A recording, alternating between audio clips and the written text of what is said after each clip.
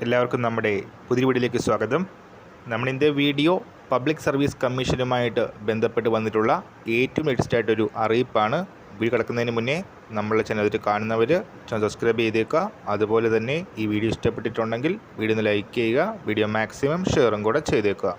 ഈ അറിയിപ്പ് വന്നിരിക്കുന്നത് കാറ്റഗറി നമ്പർ 577/2024 ഗവൺമെൻറ് സെക്രട്ടേറിയറ്റ്, അതുപോലെ തന്നെ കേരള PSC ഓഫീസുകളിലെ അസിസ്റ്റൻറ്റ്, അതുപോലെ തന്നെ ഓഡിറ്റർ തസ്തികകളുമായിട്ട് ബന്ധപ്പെട്ട അറിയിപ്പാണ്.